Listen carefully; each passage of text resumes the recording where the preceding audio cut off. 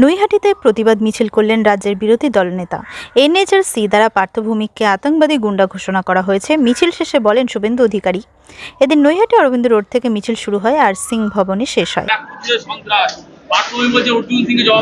এগুলো করুন, এই সিং বাড়ির সঙ্গে ওই ইটের মাথা দিয়ে খুন করার কি সম্পর্ক আছে?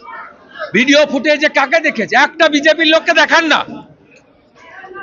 পার্থ ভৌমিক নিজে আতঙ্কিত। Partha Bhowmik declare terrorist by the NHRC, National Human Rights commission.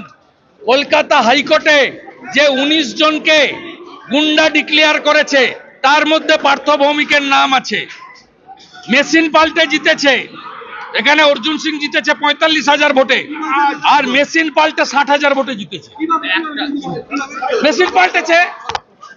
যে পুলিশরা ট্রাকে করে ইভিএম পাল্টে দিয়েছে তারা আমাকে বলে গেছে ইভিএম পাল্টানো হয়েছে।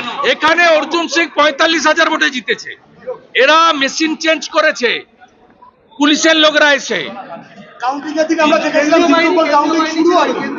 কেন্দ্রীয় বাহিনী তো ছিল গেটের বাইরে, ভিতরটা কার হাতে?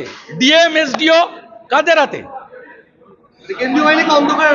এখানে তো পুরোটাই আপনার চিফ সেক্রেটারিরা তো কেউ রিটায়ার করে না।